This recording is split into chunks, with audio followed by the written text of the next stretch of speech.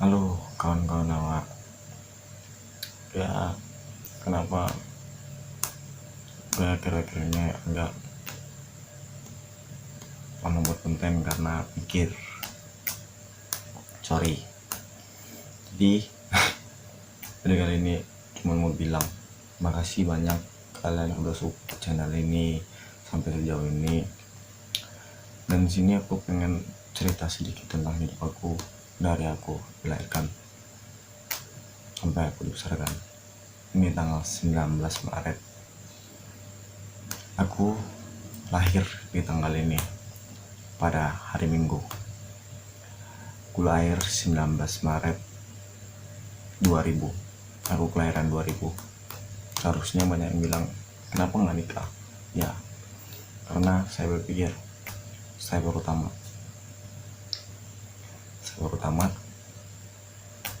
Saya nggak mau nyusahin orang tua saya hanya untuk sebuah pernikahan. Saya pengen nikah pakai uang saya sendiri, hasil keringat saya sendiri. Itu yang saya mau. Nggak harus, Pak, saya mau nikah sama ini, sama si polan-polan ini. Saya tidak seperti itu. Dan saya nggak mau nikah pakai uang orang tua saya.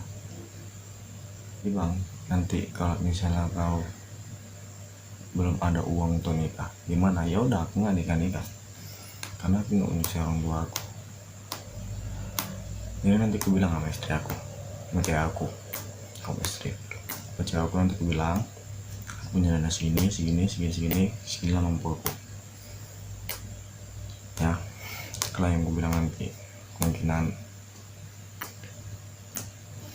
umur aku 20 tahun. Ini bukan audisi. Nah, kalian masih bingung kenapa channel itu namanya Nanda SGT. Oke, nama panjang aku itu sebenarnya Arya Nanda Sugesti. Nah, jadi nama channel itu aku buat kenapa Nanda SGT itu singkatan. SGT itu singkatan dari sugesti. Nah, ini foto aku kecil. Di sini ada nama aku, Arya Nanda Sugesti. Aku inilah namaku. Jadi karena orang tua aku itu katanya kepanjangan namanya, Arya Nanda Sugesti kepanjangan, jadi diilangilah Arya ini jadi Nanda Sugesti.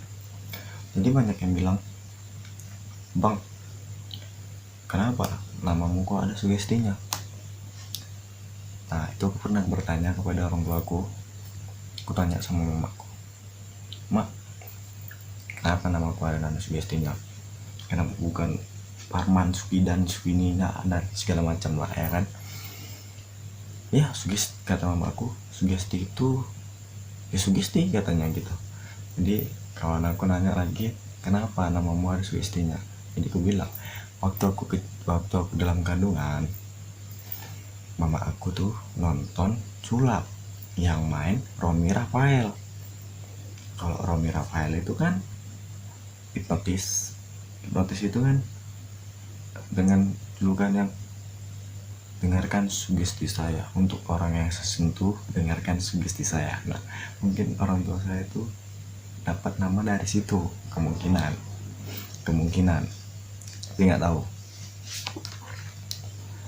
Jadi di sini aku pengen ngasih tahu.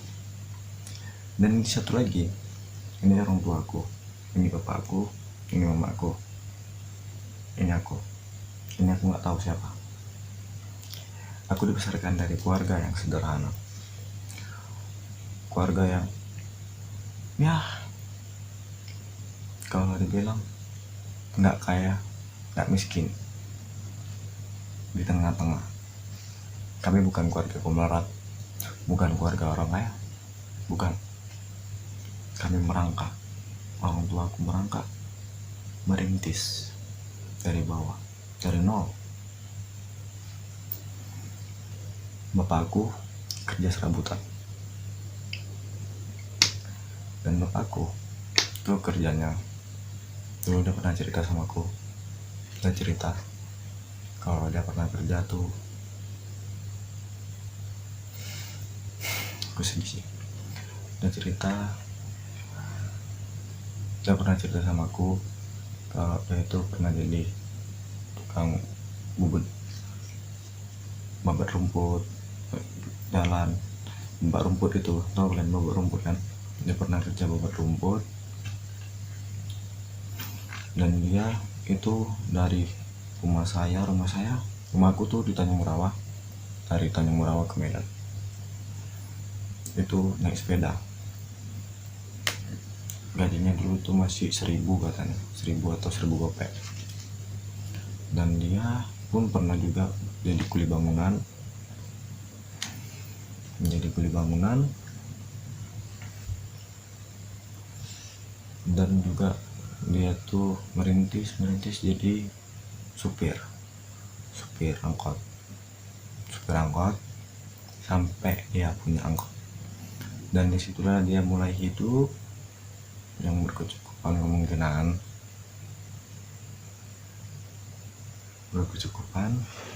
mulai dari nol. Dia mulai dari sedih men. Kalau dengan cerita itu gue pengen nangis sih.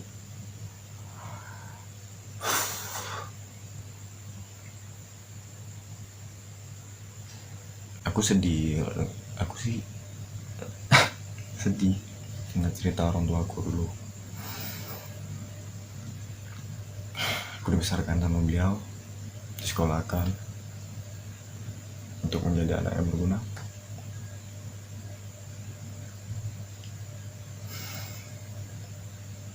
Untuk beliau, dan saya tuh dulu sekolah dari kecil. Saya di TK kan 1 tahun, saya sekitar tamat sekolah 13 tahun karena saya TK setahun. Saya dari TK sampai saya 2 SMA, saya selalu diantar sama mbak saya. Saya disekolahkan, saya dikasih makan, saya dibesarkan, saya dididik jadi anak yang baik. Dan saya tepat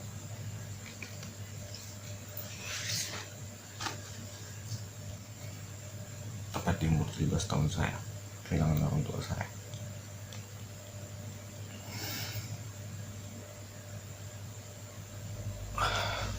Tepat di umur itu saya merasa sedih. Saya merasa kehilangan sosok pahlawan yang saya banggakan.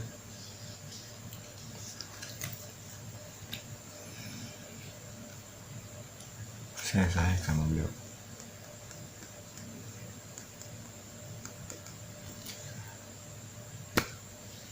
Saya punya pola pikir kemarin itu waktu dia jalan mau dipanggil sama Allah Subhanahu wa Ta'ala. Pada malam itu saya bilang pada diri saya ikhlas kalau orang tua saya dipanggil. Saya nggak mau dia tersiksa.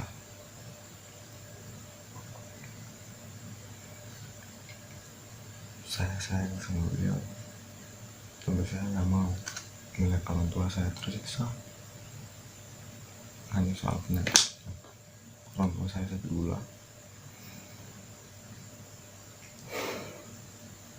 Di situ saya nggak bisa tidur pada malam itu,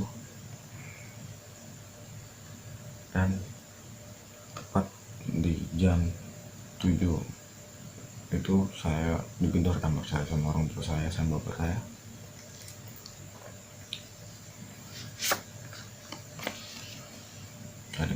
Saya digedor, dobrak pintu kamar saya. hanya untuk bangun saya. Bapak saya bilang, mamamu lihat. Saya lihat orang tua saya seperti bukan orang tua saya.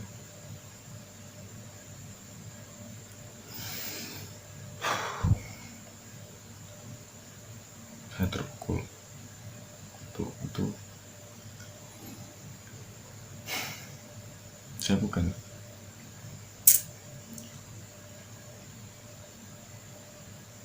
saya kehilangan beliau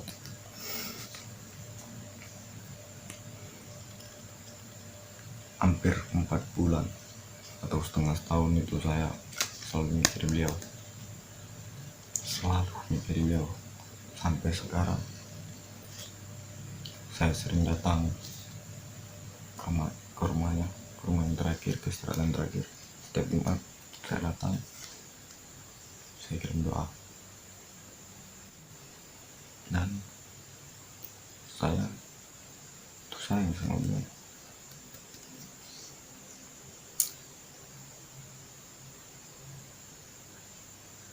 Kenapa saya ngomong apa di sini? Buntu udah. Setelah kehilangan orang tua saya mulai bandel. Saya malas sekolah. Saya sering bolos sekolah. Saya sampai saya tuh menyesal karena sering bolos sekolah. Sekarang ini saya menyesal saya sering bolos sekolah.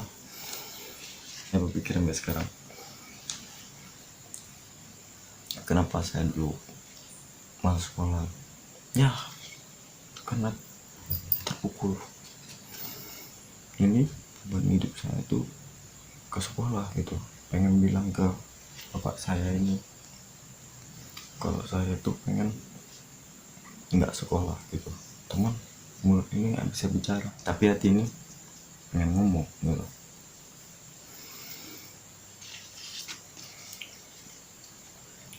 Dan saya pengen ngasih tahu keluarga saya sedikit. Ini abang saya yang paling besar, ini mama saya, ini bulik saya, dan ini aku terlahir dari anak paling kecil 3 bersaudara.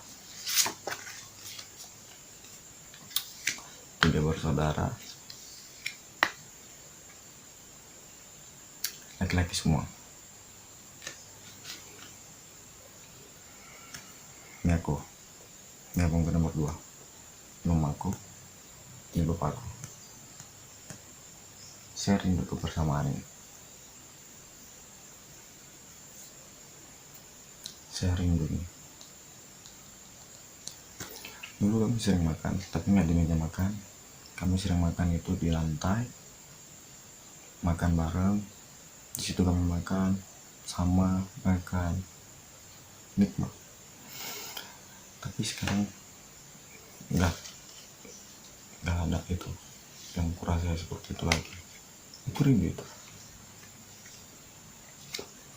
Aku rindu semuanya.